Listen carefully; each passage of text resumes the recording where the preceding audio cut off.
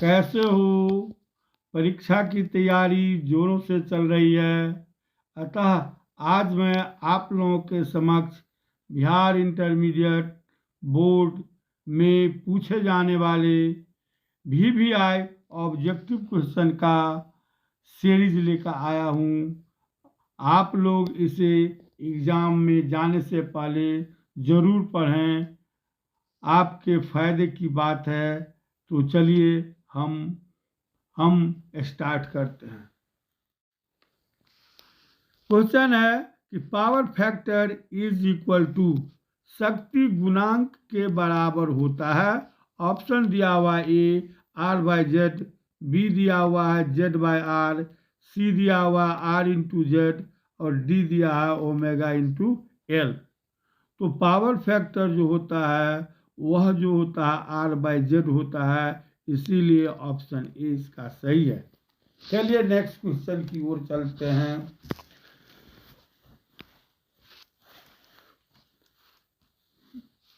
Phase difference in LR circuit is, LR परिपथ में कालांतर होता है। ऑप्शन ए दिया हुआ है sine inverse into ω/L/R, B दिया हुआ है कॉस इनवर्स ω/L/R और सी दिया हुआ है टेन इनवर्स ω/L/R और डी दिया हुआ है टेन इनवर्स R/ω/L। तो फेज डिफरेंस LR सर्किट में जो होता है वह टेन इनवर्स इंटू ω/L/R होता है, इसीलिए आंसर सी इसका सही है। नेक्स्ट क्वेश्चन की ओर चलते हैं। Transformation ratio in transformer is, अर्थात ट्रांसफॉर्मर में परिणमन अनुपात होता है दिया हुआ है ए ऑप्शन में VS/VP, दूसरा बी दिया हुआ है VP/VS, सी दिया 1/VS/VP और डी दिया हुआ 1/IS और IP। तो इसका आंसर होगा VS/VP, यानी ए ऑप्शन इसका सही होगा। चलिए नेक्स्ट क्वेश्चन की ओर चलते हैं। Dimensional formula of RC is, RC का बीमीय सूत्र होता है। ऑप्शन ए दिया हुआ है M0L0 T इनवर्स 1, बी कहता है, बी ऑप्शन कहता है M0L0 T इनवर्स 2, सी कहता है M0L0 T0 और डी कहता है कि M0L0 और T होता है। तो RC का जो डायमेंशनल फॉर्मूला होता है वह M0L0 T होता है, इसीलिए ऑप्शन डी सही है। चलिए नेक्स्ट क्वेश्चन की ओर चलते हैं। SI unit of pole strength is, अर्थात ध्रुव प्रावल्य का SI मात्रक होता है। ऑप्शन ए दिए हुआ है एम्पियर प्रति मीटर, बी दिया हुआ है एम्पियर प्रति मीटर स्क्वायर, सी दिया हुआ है एम्पियर मीटर और डी दिया हुआ है FM।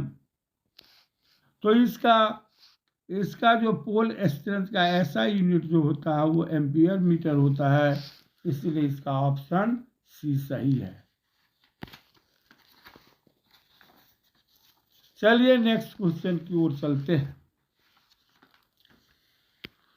Work done in the deflection of a magnet in a uniform magnetic field is, एक समान चुंबकीय क्षेत्र में चुंबक के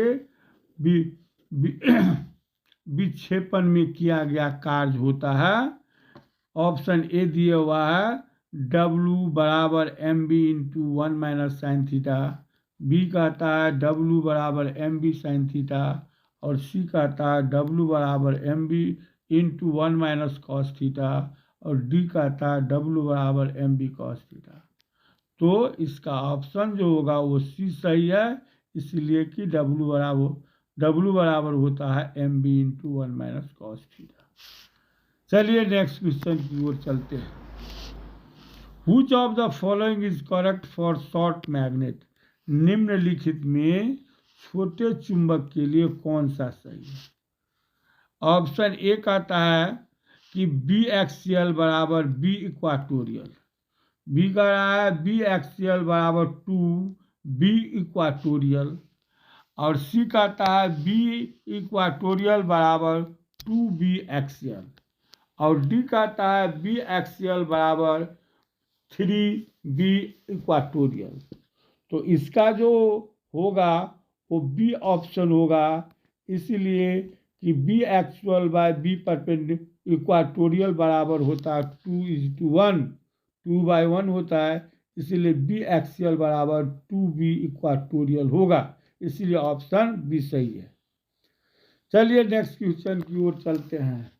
expression for time period of a magnet oscillating in a uniform magnetic field is, अर्थात एक समान चुंबकीय क्षेत्र में दोलनशील चुंबक के आवर्तकाल का व्यंजक होता है, टी बराबर होता है 2π√I/BH, बी कहता है टी बराबर 2π√I/MBH, और सी कहता है टी बराबर 2π√MBH/I, और डी कहता है टी बराबर 2π√MBH होता है। तो यहाँ पर दोलन काल जो होता है, दोलनशील चुंबक का आवर्तकाल टी बराबर होता है, टी बराबर 2π√I/MBH होता है, इसीलिए ऑप्शन बी सही होगा। चलिए अगले नेक्स्ट क्वेश्चन की ओर चलते हैं। Which of the following relation is correct for Earth magnetic field BH and frequency of magnetic needle N?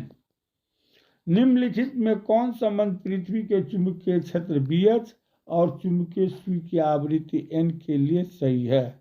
Option A कह रहा है कि जो N square is directly proportional to BH, N is directly proportional to BH, C कहता है N is directly proportional to BH square, और D कहता है N square inversely proportional to 1/BH।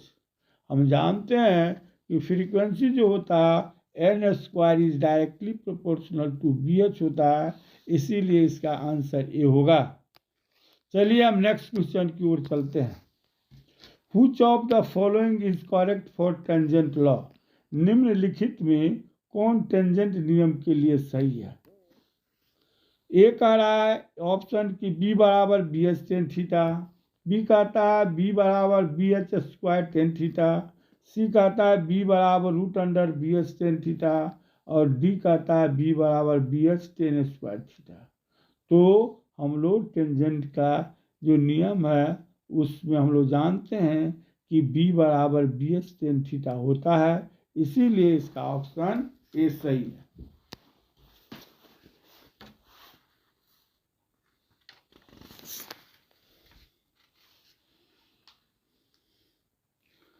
Relative permeability is equal to, आपेक्षिक चुंबकशीलता बराबर होता है।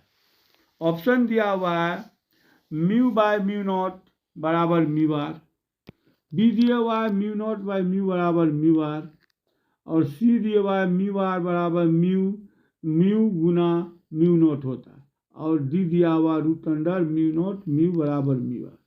तो इसका ऑप्शन जो होगा वो होगा μr बराबर μ/μ0 होता है, इसीलिए इसका ऑप्शन ए सही होगा। अगले क्वेश्चन की ओर चलते हैं। Which of the following relation is correct? निम्नलिखित में से कौन संबंध सही है? संबंध ऑप्शन ए कहता है BH स्क्वायर बराबर होता है BH स्क्वायर H जोड़ BH स्क्वायर V, बी कहता है BH स्क्वायर बराबर BH square H minus BH square V, सी कहता है BH स्क्वायर बराबर BH square V minus BH square H, और डी कहता है बी बराबर BV/BH। तो इसका जो होता है रिलेशन जो होता है BH स्क्वायर बराबर BH स्क्वायर H जोड़ BH स्क्वायर V होता है, इसीलिए इसका ऑप्शन ए जो है वो सही है। चलिए नेक्स्ट क्वेश्चन की ओर चलते हैं। Which of the following is correct for a speed of electromagnetic wave in vacuum? निम्नलिखित में कौन निर्वात में विद्युत चुंबकीय तरंग की चाल के लिए सही है? कहता है ए ऑप्शन है सी बराबर root under mu naught into epsilon naught, B बराबर बी दिए हुआ बी ऑप्शन सी बराबर 1/√अंडर mu naught epsilon naught, C कहता है सी बराबर root under mu naught by epsilon naught, और डी कहता है सी बराबर root under epsilon naught by mu naught. तो इसका ऑप्शन जो होगा वो बी सही होगा, क्योंकि सी बराबर होता है under mu naught into epsilon naught, इसलिए इसका आंसर बी सही होगा। चलिए अगले क्वेश्चन की ओर चलते हैं। Which of the following is not electromagnetic wave? निम्नलिखित में कौन विद्युत चुंबकीय तरंग नहीं है? पहला दे रहा है आपको लाइट वेव्स दिया हुआ है, बी कहता है एक्स रेज, सी कहता है आपको साउंड वेव्स, और डी कहता है इंफ्रारेड रेज। तो इलेक्ट्रोमैग्नेटिक वेव्स नहीं है, वो क्या है, साउंड वेव होता है, इसीलिए सी ऑप्शन सही होगा। चलिए नेक्स्ट क्वेश्चन की ओर चलते हैं। Critical angle of transparent medium diamond is कितना होता है? ऑप्शन ए दिया हुआ है 48.75 डिग्री, बी दिया हुआ है 41.14 डिग्री, सी दिया हुआ है 37.31 डिग्री, और डी ऑप्शन दिए हुआ है 24.41 डिग्री। तो डायमंड का जो होता है क्रिटिकल एंगल वह 24.41 डिग्री होता है, इसीलिए ऑप्शन डी सही है।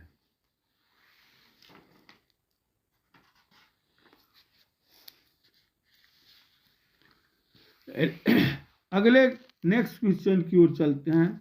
Electron energy of photon is equal to, photon की ऊर्जा बराबर होती है, ऑप्शन ए दिया हुआ है एच न्यू, बी दिया हुआ है एच बाई न्यू, और सी दिया हुआ रूट अंडर एच न्यू, और डी दिया हुआ root under H by nu. तो एनर्जी ऑफ फोटोन जो होता है वह एच न्यू होता है, इसीलिए ऑप्शन ए जो होगा वो सही होगा। ठीक, नेक्स्ट क्वेश्चन की ओर चलते हैं। Intensity of a magnetising field H is equal to, चुंबकन क्षेत्र की तीव्रता H के बराबर होता है, किसके बराबर होता है? ऑप्शन दिया हुआ ए में B naught by mu naught, B दिया हुआ है mu naught by B naught, C दिया हुआ है बी नॉट म्यू नॉट, और डी दिया हुआ root under B naught mu naught. तो इसका आंसर होगा आपको B naught by mu naught, यानी ए ऑप्शन इसका सही है। चलते हैं नेक्स्ट क्वेश्चन की ओर। Which of the following is correct for a step up transformer, अर्थात निम्नलिखित में कौन ऊंचाई ट्रांसफार्मर के लिए सही है? ऑप्शन ए है कि V S is less than V P, B कहता है V S is greater than V P, और सी कहता है V S is equal to V P, और डी कहता है V S is very very less than V P. तो ऊंचाई ट्रांसफार्मर में जो होता है वो V S is greater than V P होता है, इसीलिए ऑप्शन बी सही है। चलिए नेक्स्ट क्वेश्चन की ओर चलते हैं। Inductive reactance for direct current is, दिष्ट धारा के लिए प्रेरणिक प्रतिघात होता है। पहला ऑप्शन दिया हुआ है 0, बी दिया हुआ है इन्फिनिटिव, सी दिया हुआ है ओमेगा एल, और डी दिया हुआ 1/ओमेगा एल। तो प्रेरणिक प्रतिघात एक्सएल बराबर हम लोग जानते हैं ओमेगा एल होता है, इसीलिए ऑप्शन सी जो है सही है। चलिए अगले क्वेश्चन की ओर चलते हैं। Electromagnetic moment of current carrying coil is, धारावाहिक कुंडली का विद्युत चुंबकीय आघूर्ण होता है। ऑप्शन ए दिया हुआ है एन आई ए वेक्टर, बी दिया हुआ है एन ए वेक्टर बाय आई, सी दिया हुआ है एन बाय आई ए वेक्टर, और डी दिया हुआ है आई ए वेक्टर बाय एन। तो चुंबकीय आघूर्ण का मान जो होता है वह NIA वेक्टर होता है, अर्थात वेक्टर में ऑप्शन ए जो है सही है। ठीक है बच्चों, हमने इस सीरीज का ऑब्जेक्टिव क्वेश्चन का अभी हम एंड कर रहे हैं और अगले वीडियो में इसको हम देखेंगे अगले ऑब्जेक्टिव क्वेश्चन के लिए। इसलिए आप लोगों से रिक्वेस्ट है कि आप मेरा जो चैनल फिजिक्स का मूल मंत्र है उसको आप लोग सब्सक्राइब कीजिए, बेल आइकन को दबाइए और शेयर कीजिए और अपने दोस्तों में पहुंचाइए ताकि अच्छा से अच्छा फिजिक्स में थियरी में मार्क्स उठा सकें। यही मेरा रिक्वेस्ट है। इस वीडियो को आप लोग अधिक से अधिक पढ़ें। धन्यवाद।